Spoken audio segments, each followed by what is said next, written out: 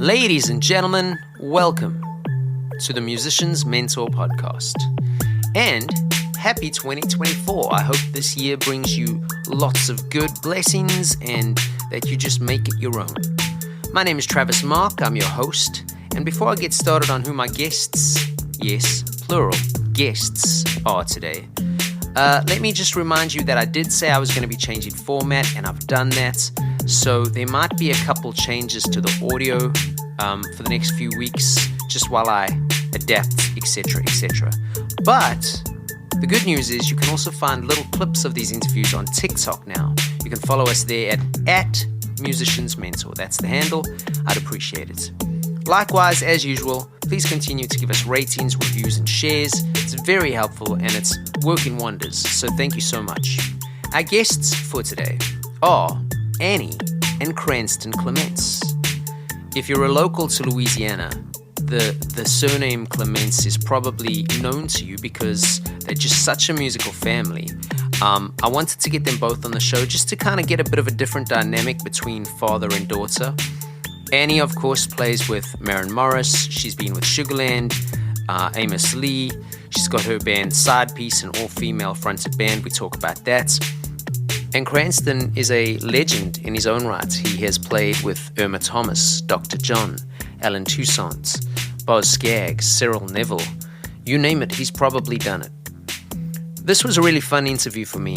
I've been lucky enough to do some gigs with Cranston. We always have a good laugh. First time for me meeting Annie, but she was a hoot as well. And we're going to jump straight into it. Ladies and gentlemen, Annie and Cranston Clements. Guys, welcome. Thanks for agreeing to do the Musician's Mentor Podcast. I know it's weird, but even though I know about both of your careers through both knowing Cranston and then from doing my research for this, what I typically do is I ask everybody to do a bit of an introduction for themselves. And I know that's weird because Cranston, obviously, I mean, you've played with everybody and you're a local legend. And Annie, I mean, you're playing with Maren Morris and you've done massive gigs. But rather than me just kind of going on about that, I try and always, as weird as it is, try and get the listener to hear it from your perspective so that, you know, they might just understand where you're coming from today during today's interview. So I guess we'll alternate about who goes first. So let's start with you, Annie, if you wouldn't mind. And then when Annie's finished, Cranston, you go for it, buddy. That's okay. I was here first, but that's okay. I love where this is going already. Yes. So let's see. I play bass and I sing background vocals professionally. And I've toured for many years with lots of different folks. I'm from New Orleans. Obviously, my dad, Cranston, is here on the line. And he taught me so much, which I know we'll get into talking about.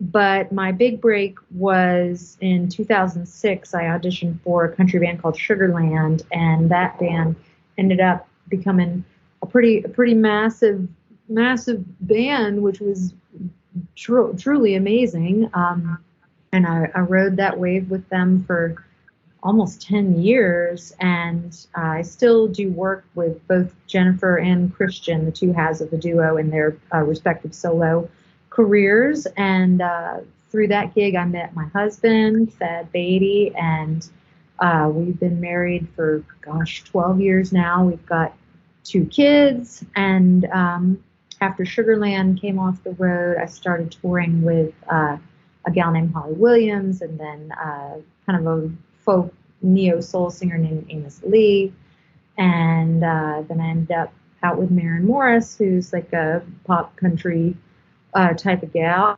and I've been working with Maren for 7 years now. I can't believe it's been that long. Now, a couple of those were pandemic years, so you know, it's like dog years. Like I don't know what we do with pandemic years, but yeah, now my husband and I spend most of our time out in Montana, and we are curating music, or he is curating music for a resort out here, and we play with a local artist named Amanda Stewart, in addition to me touring with Maren. So we have a trio out here with Amanda, and lots of regular gigs, and it's just really nice. We live in this beautiful place, this small town with our kids, but then I also get to head to the airport and hop out on the bus with Maren and all kinds of stuff. So amazing. Cranston, you want to go for it? Oh yeah, man. I mean, I basically grew up playing music in some form or another. I mean, starting at home with the piano, and then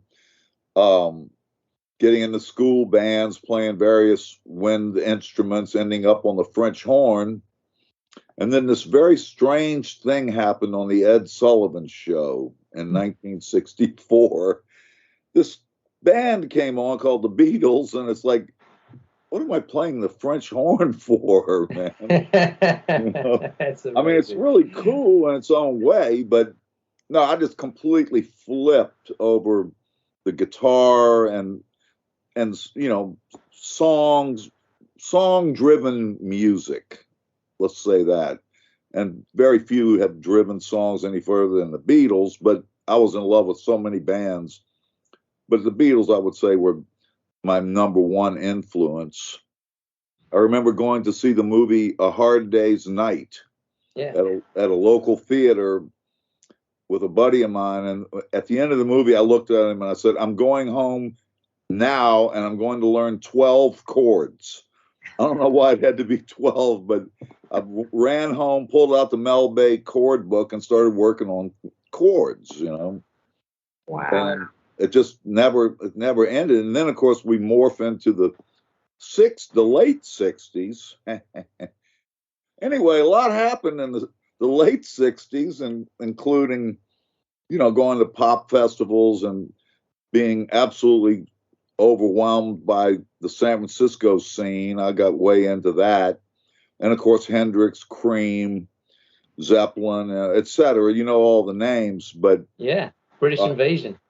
Yes, and the hippie thing, I mean, California, the Grateful Dead, the Jefferson Airplane, a lot of Quicksilver Messenger Service, a whole bunch of bands from that neck of the woods. Buffalo Springfield was a huge influence.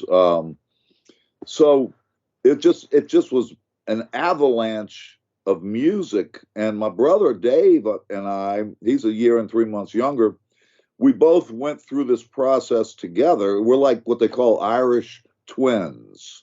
Mm-hmm. And my brother ended up playing bass, and primarily he's a great guitar player, but as we were in these bands, he was focusing on the bass, and we just started living for music. That's all we cared about. That and talking to trees in the front of the house.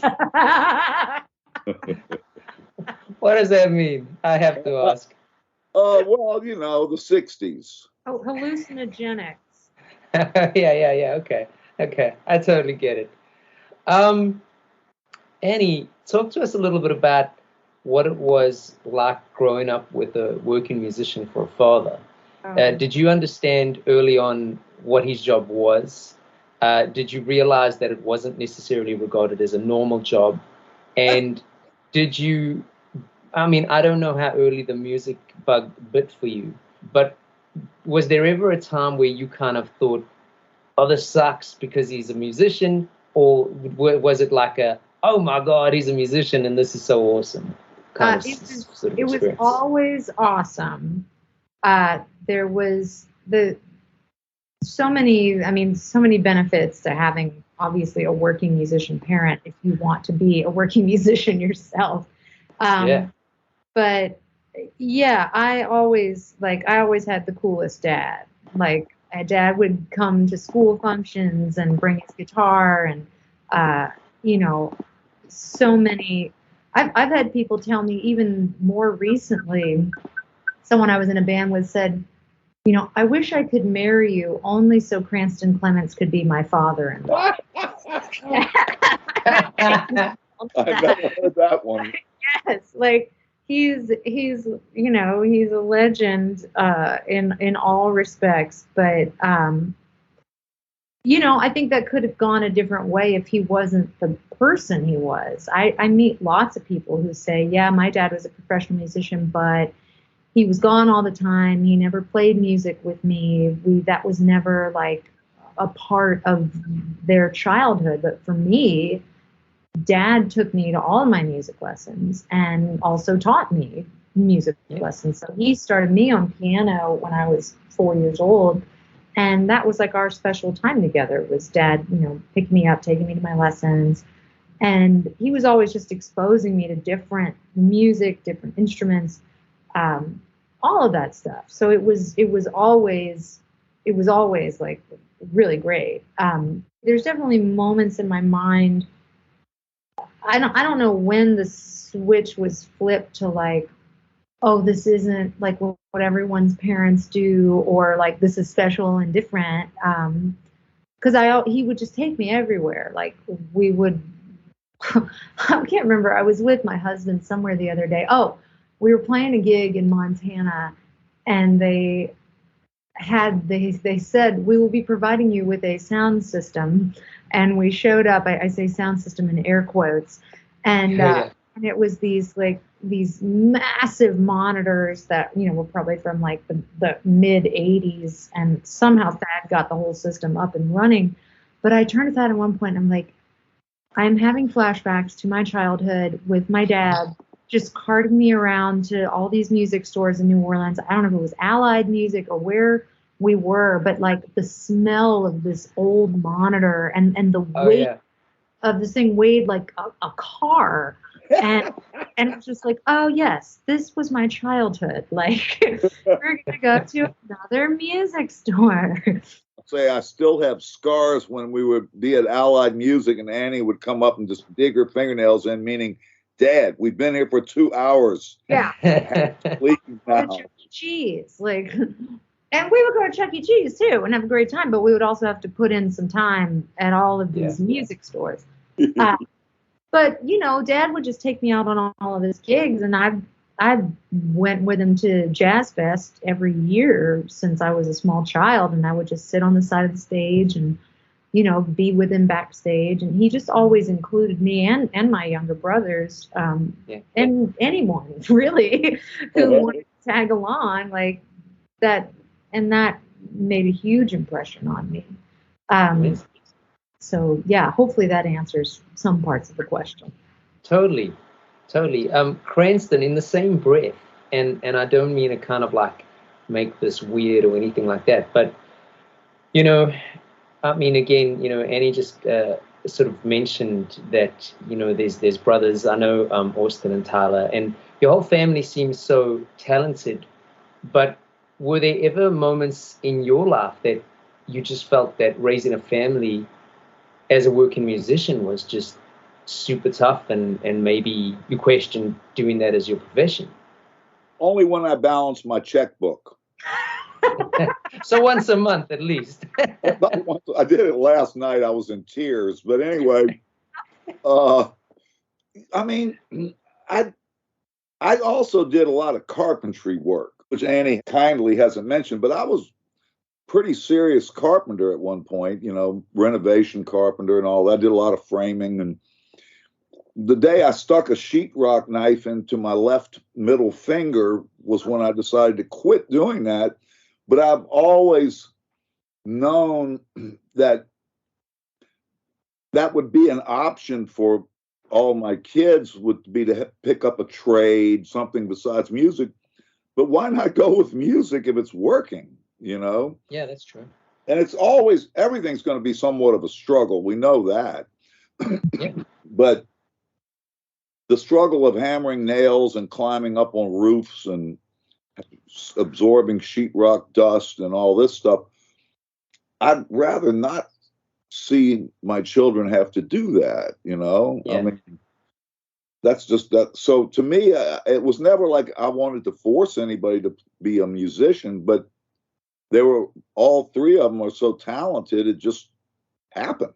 In addition to the fact that I was playing music, my son's mom, Jan Clements, is an excellent musician as well, and she and Annie were in some bands together, and of course we had a musical environment at home, which helps a lot when your significant other is not only condoning all the racket and equipment everywhere, but also participating in it. So that was a huge part of it as well. You know, I mean, there was a lot of music in the house. Austin and Tyler's brother, Matt, their older brother, played drums and was actually in the state championship for snare drumming, and also played in rock bands and composes a lot of stuff on computer and keyboard and stuff like that. So it was all music all the time. Yeah. Now I do have to mention, Annie might get a kick out of this, but Annie, if you recall, you had been taking piano lessons from Mrs. Herstein, right? Yeah. And when you were about 13, you said, "Dad, I think I want to play guitar. I'm kind of tired of this piano thing." And I said, "Well, that's fine." And then I had this little brainstorm. I said, "Well, look, let's do this. Let's start with the bass guitar just for a couple of weeks so you can see how chord structures are built off of the bass. And then we'll jump on the guitar." As soon as you pick up the bass, you never said a damn word about the guitar again, which was secretly my dream, in the sense that I knew you would stand way out on bass. You know, I mean, that's just a fact. You know, there's a lot of people that play guitar, but a good bass player is hard to find. You know? Well, Oh, man. Dad always told me, he's like, you know, speaking about like, if you want your kids to have, you know, success in their careers, whatever those may be, he always told me, if you will always find work if you are a solid bass player. You'll always work. And it seems to be working out. So good. Yeah, I mean, it's worked out pretty well. I actually forgot that was the logic, was that you would definitely be able to work as a strong bass player. Yeah. Now, the other piece of the equation is Annie's vocal abilities, which that's a 1-2 punch. I mean, Annie, in my opinion, you could make it as a harmony vocalist only, or as a bass player only, but with both, you got a whole new ball game going. And that's just been an ongoing thing that people pretty much are stunned by, you know, that.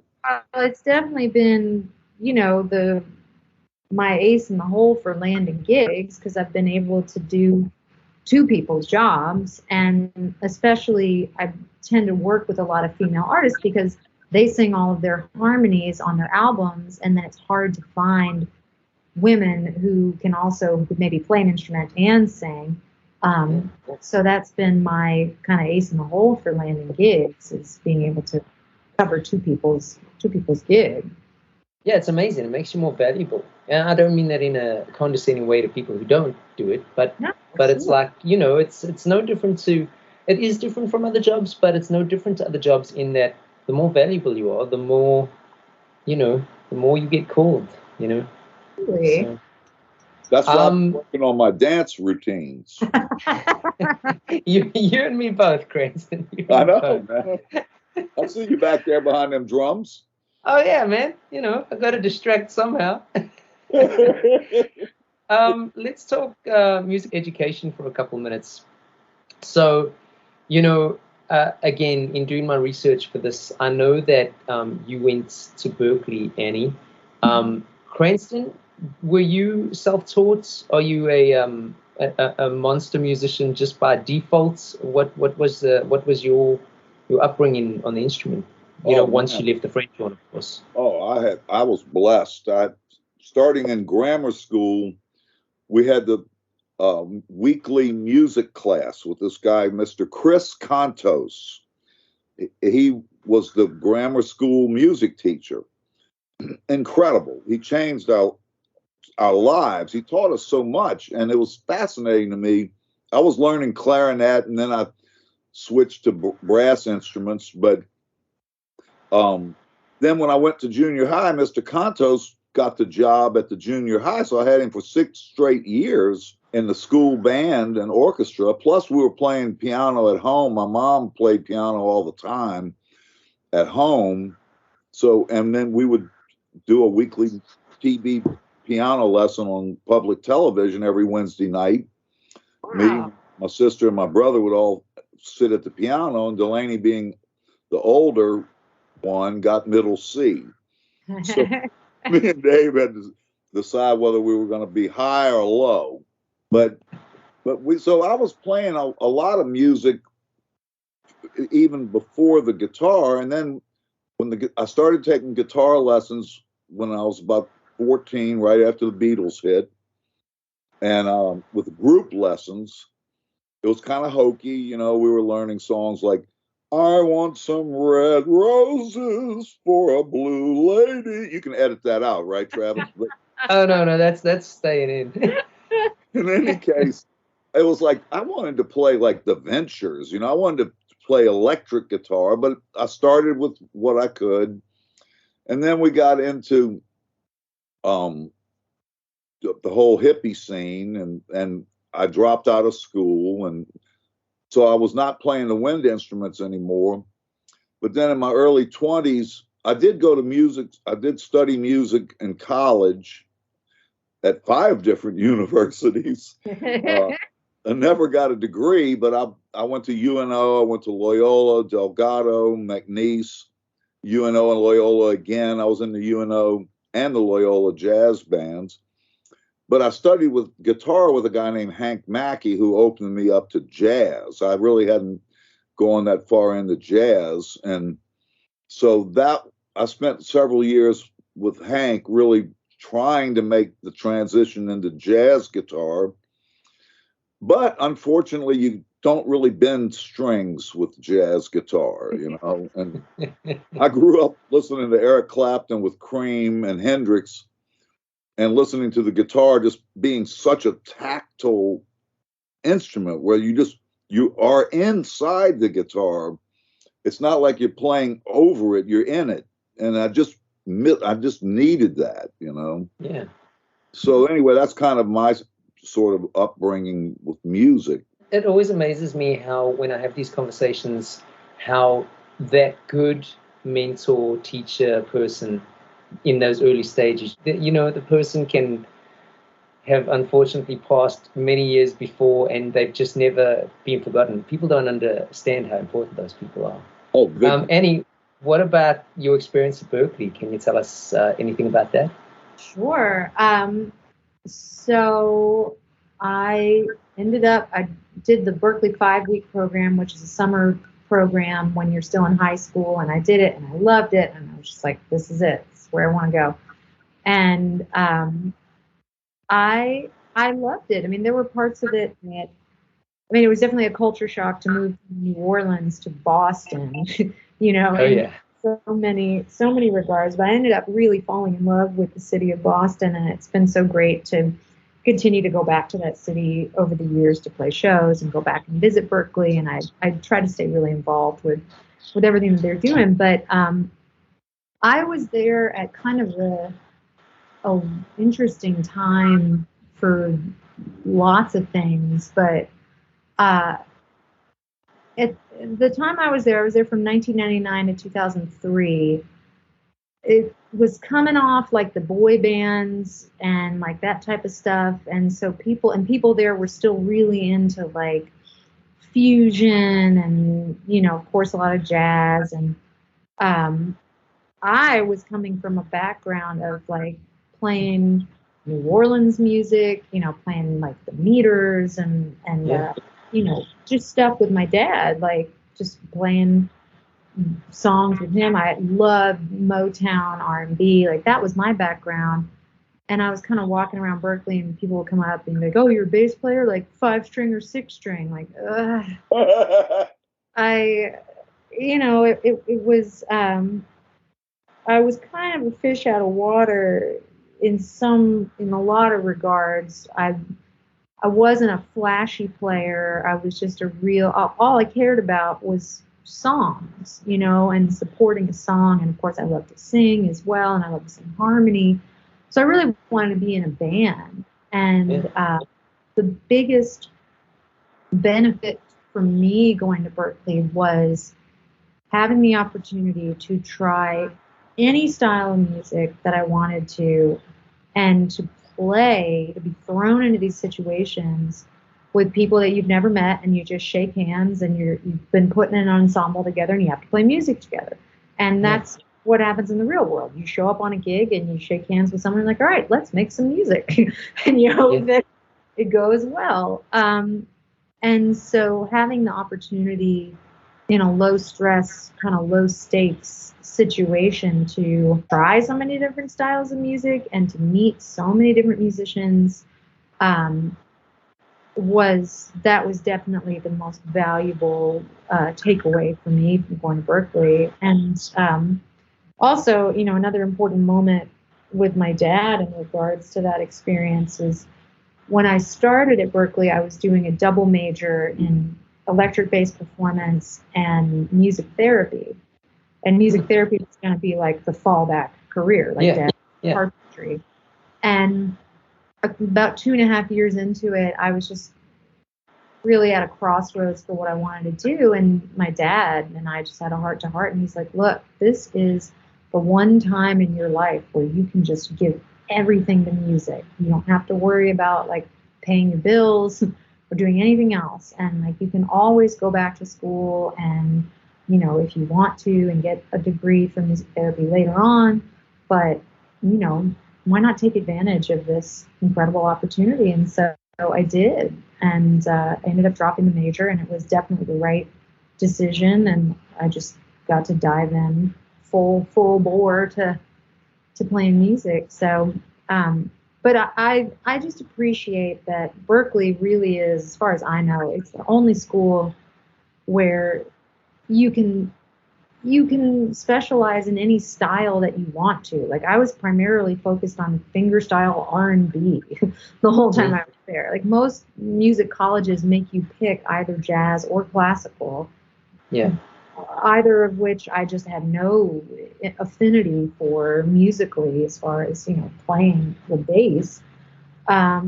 So to have an opportunity to just really like focus on how to function in a band and how to manage myself. And that's the other thing about Berklee is you kind of just get what you put into it. You can make your own path, which is so great. But if you're not a person who is, you know, really interested in doing that or has the skill set to do that, it's probably not a great fit. So I got lucky with kind of my personality type, what I was interested in musically, and what Berklee and the city of Boston had to offer me. So it was a really great experience for me. That's incredible. I have to jump in. I'm going to jump in. Yes, please. Yeah. Annie worked at a gift shop to make some little extra money while she was in Boston at Berklee. Yeah. And one afternoon, a customer came in, Ringo Starr. That's right. Awesome. This is pretty funny. He was in town with the All-Star Band. It was one of those moments, like, I had my bass. I used to practice behind the counter when no one was in the store. Not like plugged into an amp or anything, but I'd had it out. And all these people walk in, and they're clearly, like, I know now that I like operate in these levels. Like, these are professional musicians who are very successful. Like, they have a certain look, their hair is a certain way, they've got jewelry, they've got all this, you know, leather or whatever's going on. And so at first I was just like, who are these people? And they came up, and they're trying on jewelry right up front. We kept all these rings right up on the front counter. And then Ringo walks in. And I'm like, oh my God, oh my God, oh my God. And then they all start talking about how the bass player almost didn't make it to the show last night. And I couldn't help it. Finally, I was just like, I'm saying my bass is right there. And I was just like, if you need a bass player, I'm your man. And the band was like, nobody knew what to do. They're like, oh crap, like, oh God. And then everyone just kind of waited for Ringo. And he was just kind of like, oh, well, I bet my bass player would probably be pretty upset if I did that. And then everyone was like, and they all kind of and then Ringo bought Ringo bought one of our rings. So of course he got the ring, and then I like picked all the other rings that were just like it to give to my mom and my dad and my mom's college roommate, and the Ringo ring, like it was the whole thing. But and then the store owner, I mean, these are in the days before like cell phones that could take pictures or anything like that. And so the owner of the store was a Tibetan imports store, and they were from Tibet. They were somewhere nearby, but Nepal. He was able to get the security camera footage, and I said, amazing. Who was able to like jury rig something with the VCR and like lift the footage of Ringo in the store, and like yes, so a very, very important moment, because as Dad said earlier, the Beatles are his number one. They are my number one. They are now my daughter's number one. They're my number one too. I mean, you can't top the Beatles, you know. I'm so glad you took the chance with the bass player comments as well, because I have had situations in my life where I've been that person who does the awkward thing. Yeah. And I'm around people that like seem shocked. And you know, you yourself are shocked because it's like a big thing. But if you don't take that chance, man, you might never find the chance, and rather take the chance and land up with egg on your face or feel a little embarrassed than getting home that night and going, I should have done this. Like you'll never get that chance again. It's so incredible. That's why I'm a walking omelet. I've never heard that term, but I love it. Let's talk about gigging, guys. Cranston, I mean, you've obviously been playing for decades upon decades as a sideman. I know you got a couple solo things out there as well. Annie, you obviously also no newbie to that front. Can either of you remember the moment or gig that made you realize that you wanted to do music for a living, or that you could do music for a living? And what advice could you offer aspiring musicians on trying to get their first gigs, or within a scene if they don't know how to get there? Cranston, I'll let you start with this one. Well, for me, things were pretty haphazard in the late 60s. I'll just put it that way. And there was a lot of confusion, and I had no real idea what I was going to do with my life. But in 1974, I got a chance to audition and got the gig with Wayne Cochran and the CC Riders, which was a horn soul band. Wayne had been around for many years. And in fact, sometime before, about 2 years before I joined the band, he had Jaco Pastorius as his bass player. Wow. If you heard of him. So in any case, when I got on board with that situation, I realized instantly this was do or die. And it's like I was the greenhorn. I had no confidence, but I started practicing 12 hours a day. That's all I did, was just play constantly, until I finally got to a point where I kind of was really cutting the gig. And that was the turning point for me. I mean, once I got through that experience, it changed my whole life. You know, it was do or die, you know, and that's not necessarily good advice, but I mean, it's just what happened to me. Get out and definitely just ask people if you can sit in, get up and play a tune. It's really, and that's the beauty of New Orleans. New Orleans is pretty amazing in that regard, you know. It's just so much latitude, and people are pretty friendly. You don't have that backstabbing vibe that it seems like they have in some other areas. You know, I'm not saying everywhere, but New Orleans is unique in that regard, and you can definitely just go out and sit in. Say, can you mind if I play a tune? You know, or that's one way to do it. Well, what about you, Annie? Well, the first my first bass gig was with my dad at school. I guess I was in 8th grade, And we had formed a band, me and my dad, and then another student who was in my class, who was in 8th grade, David Franson, and his dad, Ray Franson. You might know Ray Franson's drum shop. From the drum shop, yeah. Me and his son David and Ray and my dad formed this little band. And so Unreal. we got to go, and the school had like a special assembly, and they let us get up and play 4 songs. And we've been rehearsing at Ray's house, Ray and David's house. And I remember sitting on a stool, and I'm still like playing the bass like a lap steel. Like I have to look at, everything. And I was 13 years old.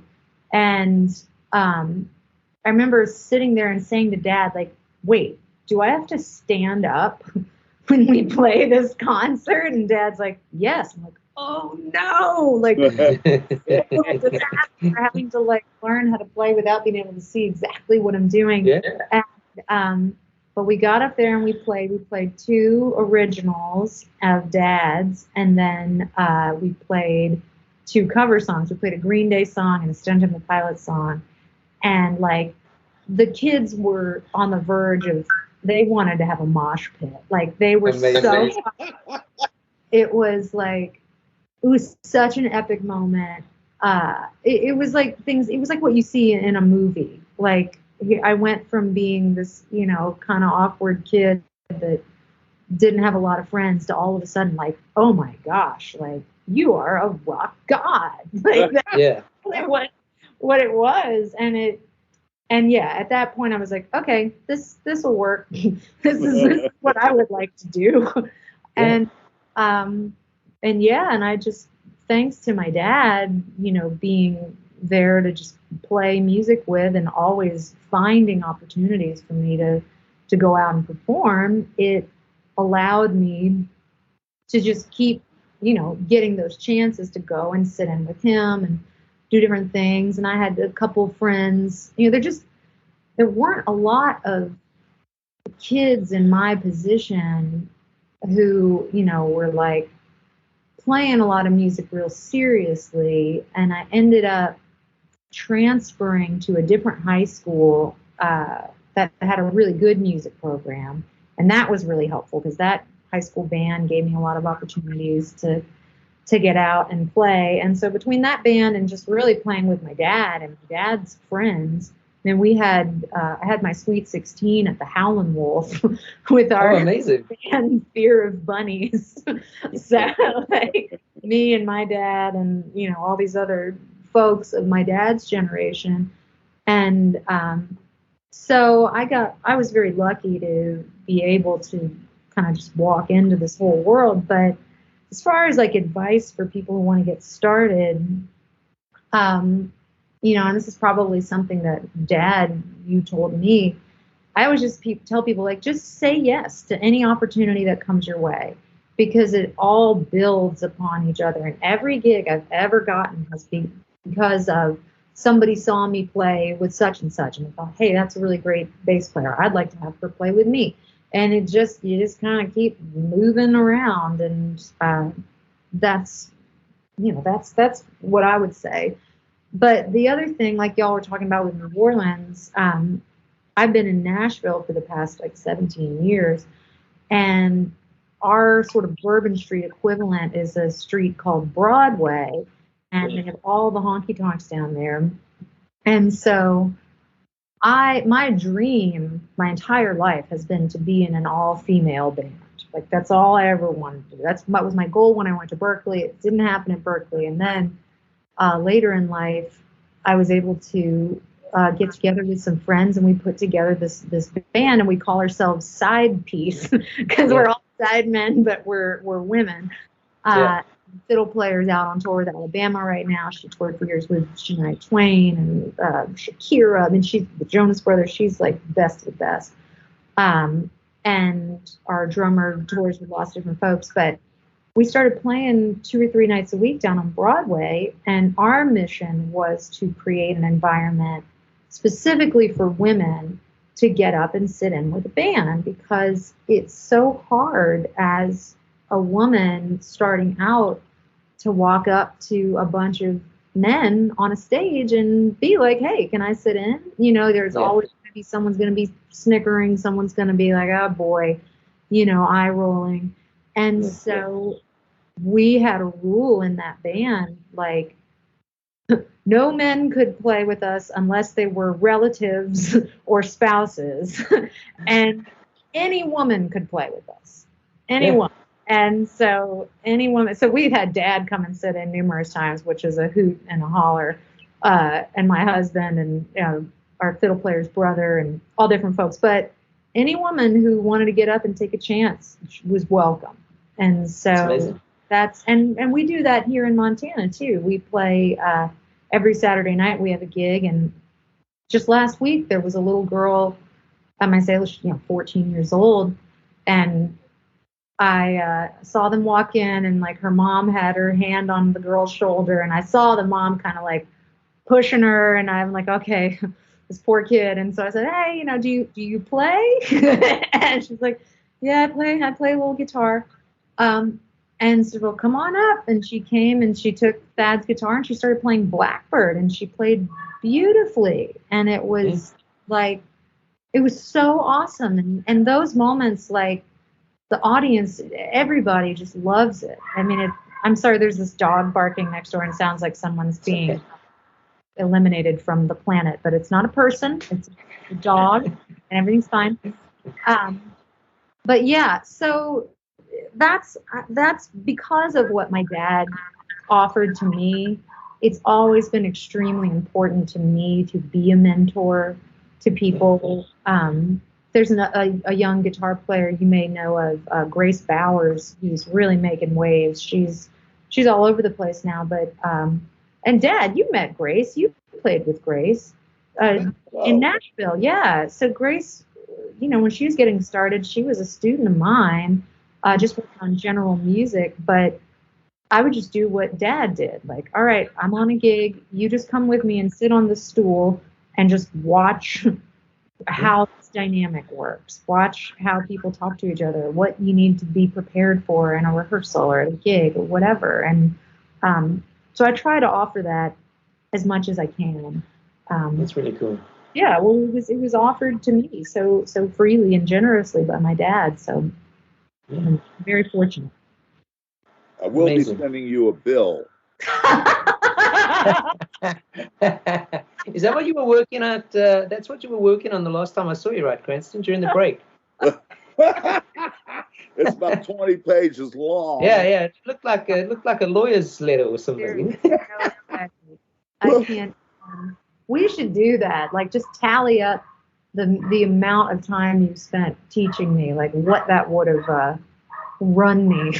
The only problem is that it's all a wash because of the hours I forced you to play bass to Salty Dog, I won't be your man. In fact, I have my guitar ready in case you forgot that one. I had a drum machine. I make Annie play, and I teach her how to play like a bass line, like root fifth, and then she'd do a walking bass for hours. Yeah. Sitting there going, so Dad could rip. What's that? Amazing. Just so Dad could rip. But man, it was extremely valuable. Yeah.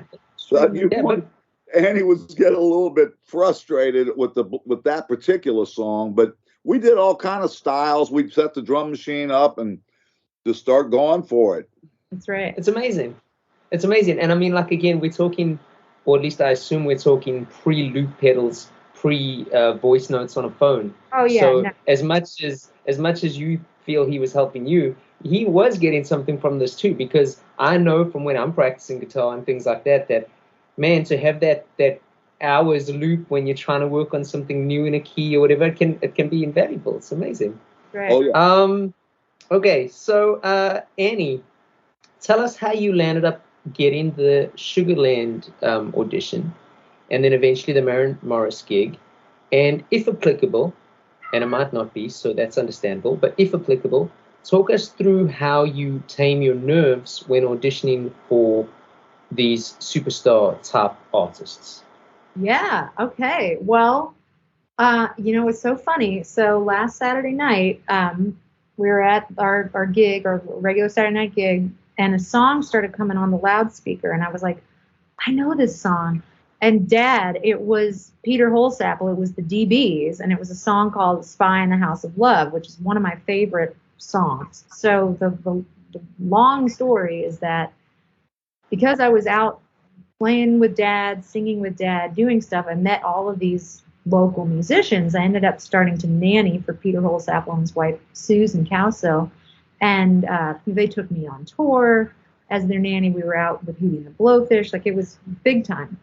But Peter's band, the DBs, is kind of this cult band from the 80s that it's kind of like a Big Star, like a band like that where musicians know it, but maybe it's not necessarily on everybody's radar.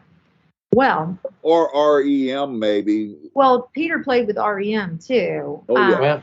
But they were just, a very sort of an unknown, unsung hero of a band, but an incredible band.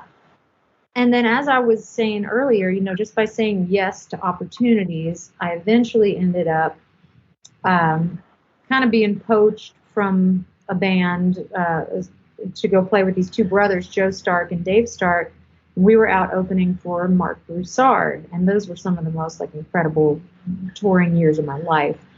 But through that, another bass player named Dave Labriere, who's from Metairie, and he toured for many years with John Mayer, he saw me playing opening for Mark. He was a fan of Mark's and, friends with those guys. So Labriere and I became friends. And then Sugarland, they originally were a trio, and then the third member left, and they became a duo, and they were sort of reforming the backing band. And at the time, John Mayer was doing his trio gig with, Steve Jordan and Pino. Mm. So my friend Dave was just on break.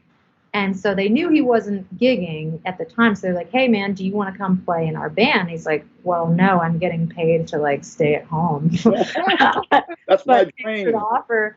But I have a friend down here in New Orleans who I think would be a really great fit for you guys. You should go, check her out. So Christian Bush, one half of Sugarland, goes to my MySpace page. This is how long ago this was. And he sees that I have listed Peter Holsapple's band, the DBs, as one of my influences. Wow. And he's just like, what the hell? He's obsessed with that band. He loves that band. Peter's one of his heroes. But I was 24, 25 years old at the time. Not somebody, it was a very unusual thing but once he saw that, he was like, okay, I'm going to call her and just have a conversation with her. And so we had a conversation, and it went well. And he told me, it's so funny. This is how things went back then. They couldn't email me an MP3 of songs to learn. That technology wasn't really happening. He was just like, go to the store and buy our CD and learn these 3 songs. And I went to Best Buy, bought their album. And it was so funny. I was at Best Buy in Metairie, and I go ask someone working there, like, hey, I need the Sugarland album. And the guy says to me, oh, you don't want that one. It doesn't have the song that she does with Bon Jovi. That's not on that album. And I was like, no, I do want that album. Bought it, and this was right after Hurricane Katrina, and so wow. I was living in an apartment with my mom, my boyfriend, my aunt and her boyfriend, my brother, and the guy who fixes computers at my mom's law firm. We were all just living together because that's what had to happen. And I learned those songs in the kitchen, and I drove to Nashville. And the way that audition went, which is the way most auditions I've found, they are typically only auditioning a very select handful of people. Now, I have been to an audition in LA, which was a cattle call style. There's 50 bass players standing in a line. Somebody takes a Polaroid picture of you. That's very wasn't a great feeling. in this instance, I think they were auditioning maybe 3 or 4 other bass players and 3 or 4 other drummers and 2 rhythm guitar players. And as far as like nerves for that audition, I have a picture of myself from the audition, and I look like I'm going to throw up. Like I was terrified. But my friend Dave Labriere, who had recommended me for the gig, had recently moved to Nashville, so I just like slept on an air mattress on his floor and went to the audition, and it went really well, and everyone was so kind and welcoming. And Christian, who I'd spoken to on the phone, had like a Princess Leia decal on one of his mandolins. I was like, okay, these are my people. And at one point, I had gone to use the women's room, and I hear the door open, and somebody's in the stall next to me, and Jennifer's voice is like, "Is that you, Annie?" I'm like, "All right, these are my peeps. Like, this is gonna work great if I get this gig." And I ended up getting, called back to. They wanted to try me with different drummers, different guitar players, and they ended up offering me the job. And then they told me, like, we're not going to fly you back and forth from New Orleans every week to play shows. You can either relocate here in Nashville or to Atlanta, where most of the band lives. And I picked Nashville because Dave had just moved to Nashville, and so at least I had one friend in Nashville. And never looked back. You forgot to mention the harmony business at the audition. Yes, I think that's pretty important. So I, in addition to learning the bass parts, I had learned the vocal parts without really being asked to do them. And so I sang, one part, and at one point the guitar player, Scott, who was also the band leader, was like, "This sounds great." He's like, "Try this part, you might actually be singing this other part." Because they had initially been a trio, and it was a woman who had left, so they needed to replace her on her harmony vocals and her rhythm guitar. So the fact that I could sing her parts, and then he was like, try this, and I did it, and then we ended the song. He's like, "All right, well, I think we can all go home now. I think we're ready." Amazing.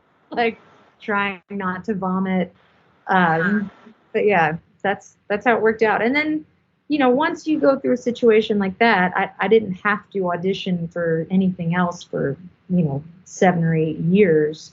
So I was in a much different position when it was, time to go do other things. But, still very nervous, especially like auditioning for Amos Lee, because his thing is so different from the very well-oiled machine that I had just come off of. His thing is super organic. He'll turn around and start playing a song on stage in front of a few thousand people that no one on stage has heard before. And wow. You just have to like fall in. And as a bassist, bass is it works in my personality because I do like to be extremely prepared. And that's part of the nature of if you're playing bass, it's so obvious when you make a mistake. There's just nowhere to hide. And it's not like playing another instrument where like, all right, you guys get started and I'll kind of find my way in. Like you are in from the jump, and if you mess up, it's bad. So that had definitely, I'm always show up to an audition knowing the music inside and out, knowing more than I've been asked to do, and all of those things, which helps with nerves, at least just feeling like I got this. But with Amos's stuff, he had like 5 or 6 albums already, in the can. There's no way I was going to be able to learn all of that material, at least for the audition. But eventually, I just had to put in a lot of time once I ended up on that gig of just going through the back catalog and trying to be prepared for the inevitable. All right, we're going to play this song that you've never heard, but I heard it. Aha! That's amazing. Yeah. Anyway, I hope that answers your question. Of course. Cranston, what about you? I mean, obviously you've seen a lot of dramatic changes since your early days as a pro musician to now. Do you feel it's easier or harder to be seen and kind of land up in the right rooms now or back then? Wow, you're talking to the wrong guy. I mean, I basically was never a real go-getter. I kind of just things I would just. I mean, that's not entirely true, but I would when something came along that was something I felt like I was an equal part of, I would be on board 100%. But a lot of what I did was just my name got around and I just got called to do so many different types of gigs. It's unbelievable. And many of which were gigs. You know what I'm saying? I mean, yeah. Like I just thought I had, once I made the decision after injuring my hand with the sheetrock knife, I felt like, okay, I'm a working musician. If I played 10 million hotel gigs, tuxedos, all that, every kind of big band, dance band, combos, anything. I also got to play with some, like some people like Johnny Adams, some local legends. I had played with Cyril, Neville, Dr. John. I mean, I got to do a lot of things that were, not that I'd be more proud of than playing, these hotel gigs, but I wanted to work. Mm-hmm. And the end result was, by not being a snob about it, I learned a tremendous amount about music from playing so many different types, styles of music in different situations. And so I basically just, like you said earlier, Annie, I said yes. If I wasn't working and somebody offered me a gig, I'm doing the damn gig, I mean, It's like, I'm not being a snob about this. No, and not just to been like my side piece band, I had several people like, you're on tour with Maren Morris, you're doing all this stuff. Like, why are you downtown on Broadway, like doing a 4-hour shift? It's with no breaks. Right, with no breaks, yes. And also I did that while I was pregnant. But because first of all, it was fun. And second of all, I was making really good money. And third of all, I learned so much. And now I have this skill set that I would not have had before. I'm able to lead a band. I'm able to do all these gigs outside of whatever great gig I'm on, which means I have options. So it's all good. And options are everything, because I find a lot of the musicians I know, they sometimes don't say yes to everything. And listen, each to their own, right? But it turns into a regular job for them, where they're so frustrated by that one situation they're in, and they don't know how to get out, and they feel trapped because that's making them money, but they don't feel creatively, fulfilled. So I think options are everything. I don't want to be completely locked down. I mean, that is a fact, and I have been in some of those situations where it can get tedious and depressing. And I've been in a lot of those situations where it's like, Lord, please just get me through this gig, please. You and me both, buddy. Yeah, man. That should be the name of our podcast, Dad. Lord, please. That's actually a great name for a podcast. That's fantastic. Yeah. Let's talk family life for a second. I mean, I know, Annie, you've got a young family. The Clements family, everyone I seem to meet from this family is just incredible as a musician. I know that your partner is a guitarist, musician, et cetera, et cetera, et cetera. I can go on forever. I wrote way too much stuff down here. But I have two questions. The one might be a little ignorant, but what are family get-togethers like for you guys? Are they tough because of gigging schedules with everybody kind of working as a musician? And question two, are get-togethers, and this is the ignorant question, are get-togethers kind of like just get-togethers, or do you find that you guys always land up jamming at your get-togethers because everybody's a musician?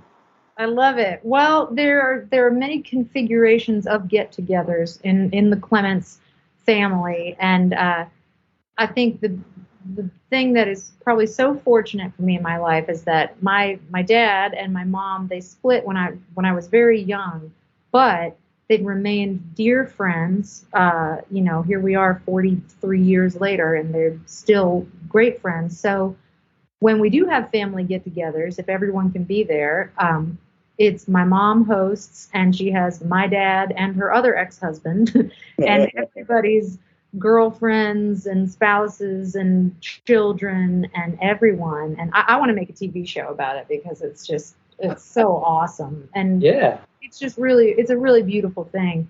But usually at those get-togethers, since they're usually at my mom's house, we don't have, the only instrument we do have hanging around is a piano. And yes, Dad will get on the piano. I'll get on the piano. My sister, Wendy, my half-sister, she'll get on the piano. And now all the little kids want to be up in it. So, and of course, it's Beatles. That's the biggest tradition is while we're cooking the food, we're listening to the Beatles. And then God help us if like Rolling Stones puts out their, our top 100 Beatles songs ranked in order. Like, oh God, like me, Dad, and Mom will just sit there and eviscerate, get a big match about what is this, like wrong, whatever. But so yes, but definitely. And so that sweet little girl who sat in with us last weekend, who played guitar, played Blackbird, she came over to the studio where I'm at right now, and she's going to start taking some lessons from me. Cool. And there's an opportunity coming up here in a couple weeks. There's a women's showcase in Big Sky, and I said, you should come and perform. And she's 13 years old, which is how old I was when I started playing bass. And she's like, oh, I heard about it. I really want to go, but my friend is having this party, and, I'm supposed to go to that. And I was like, okay, well, I'm just going to let you know that, if and when you do this, you're going to miss a lot. You're going to miss the parties. You're going to miss the weddings and the funerals. And you're going to miss a lot of that stuff because there is no calling in sick when you're Maren Morris, the bass player.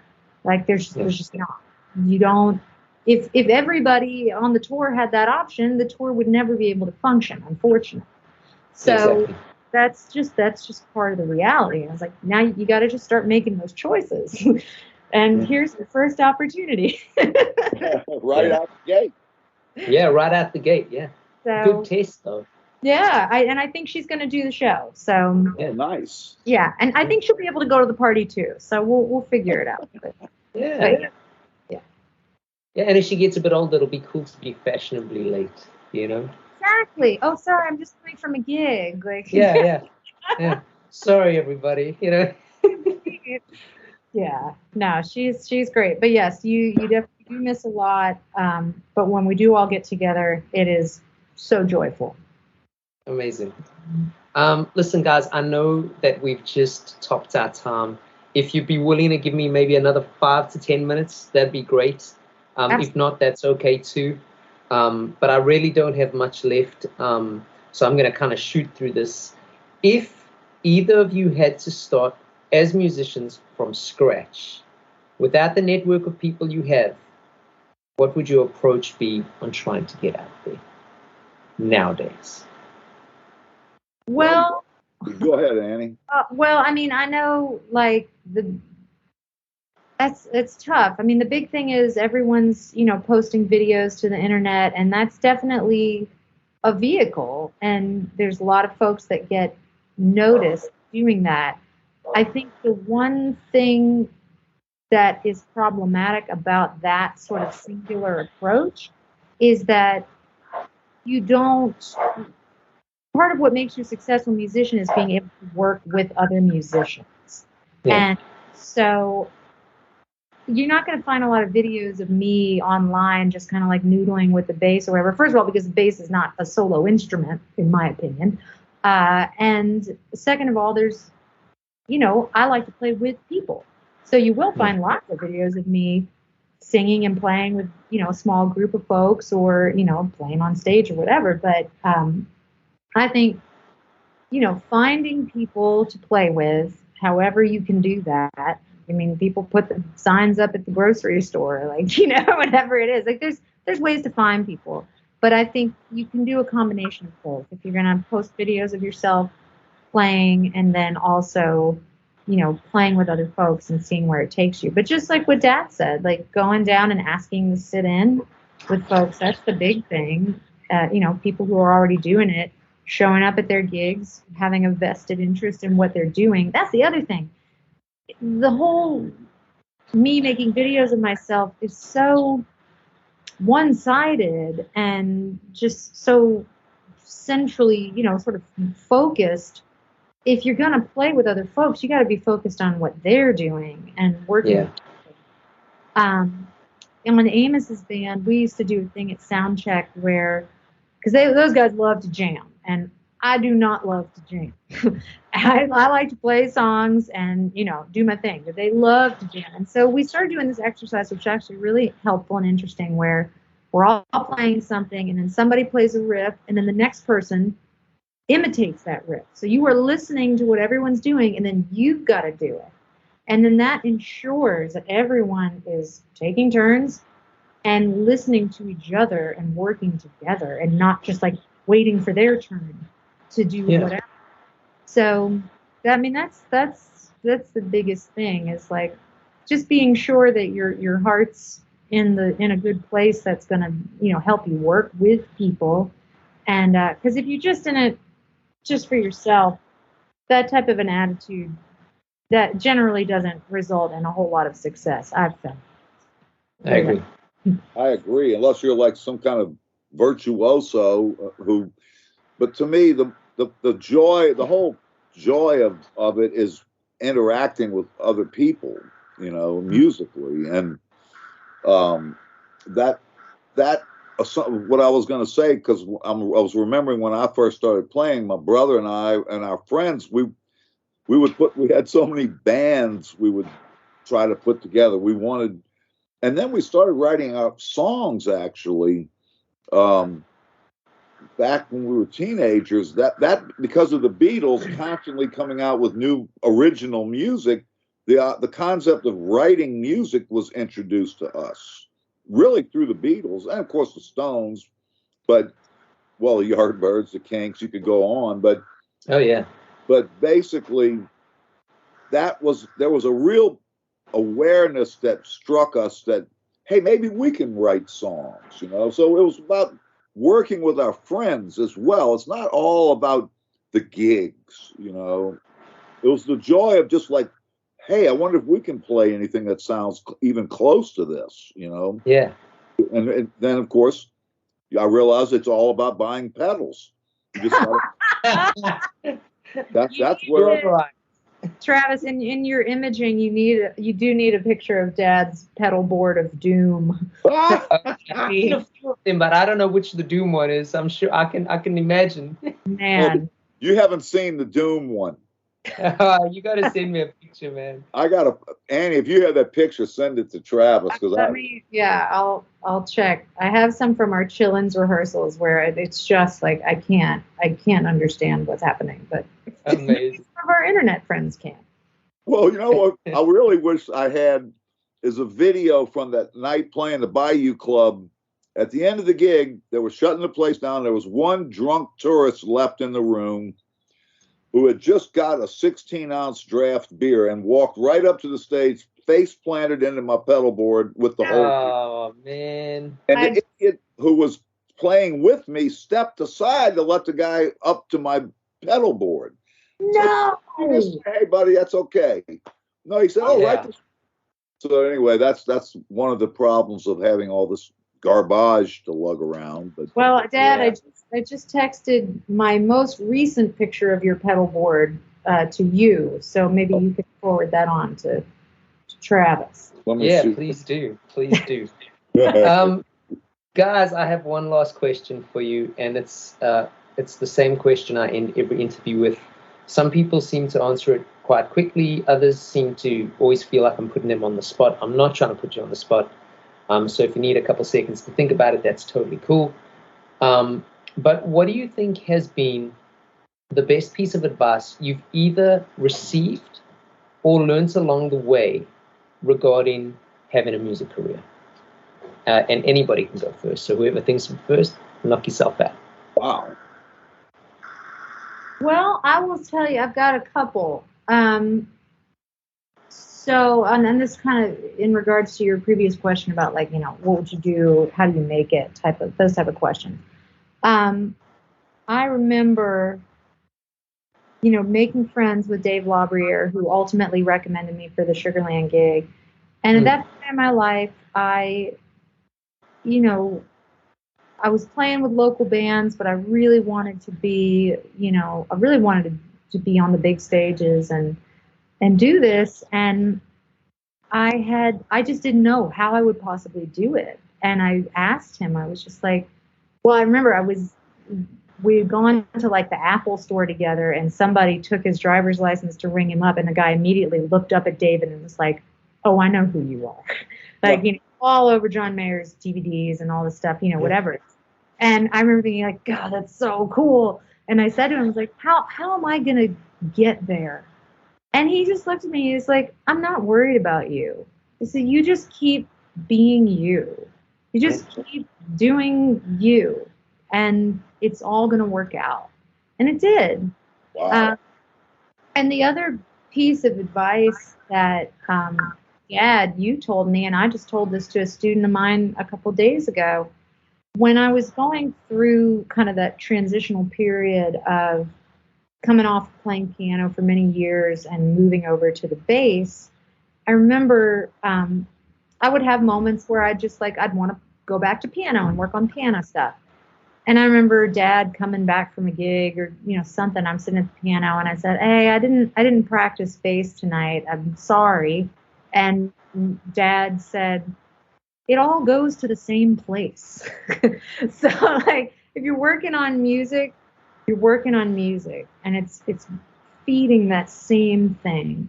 And, you don't need to beat yourself up about it. And there's so much as a musician, so many different ways to make a living as a musician, so many different facets that make up a career, and it all goes to the same place.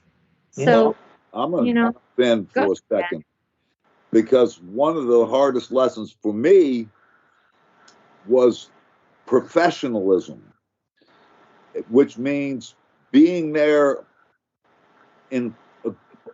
ahead of time, being set up, relaxed, functional, all your gear works. I was the worst, and I was Mr. Last Minute Louie at every gig I did. I'd come flying in, especially these hotel gigs where they got a 15-piece big band up on stage. And this idiot comes body checking the guests out the way, trying to get on stage before downbeat. I did that for years. So that was a lesson I finally learned by the hardest. And the other thing is, keep your agreements. If you say you're going to do something, do it. Even if something else comes along that might be more intriguing or more chill or whatever, don't leave people hanging, because it will bite you eventually if you do that. And that was something that I realized, that if I'm not worth what I say, then people, it doesn't matter how good you are, if you're not dependable, you're not going to get work. So make it count is what I'm trying to say. Whatever it is, make it count. Yeah, I like that. Integrity is everything, man. Well, it was a tough lesson for me, especially when I would get a phone call 5 minutes before downbeat. Where are you? Uh-oh. I had close, man. I used to think I could remember all my gigs. I didn't write anything down. Bad idea. Man, that's something I do. I started like 5 years ago. I decided to start writing down all my gigs. I wish I had done it 20 years ago, but 5 years ago I decided to do it. And it's amazing. I don't think we actually realize how many gigs you do, when you journal of every single gig I've played as a professional musician since I graduated Berkeley. So cool. A written account of every gig. And so cool. For anyone who's listening to this is just getting started, do it, because it's amazing to look back and see how far you've come, or like Yeah. your mindset when good things happen, your mindset when not good things were happening, and also just a way like write down the sound person's name, and then when you go back to the club, you open your journal like, oh, okay, that's Jonathan. Hey, Jonathan, and boy, does that go a long way. Yeah. Yeah, it really does. Show. But yeah, just also just look back on the life and times. Well, I wish I had done that. God, Oh my God. so many gigs that so many people I played with I can't remember. Yeah. I'm sure they remember though, because you're awesome.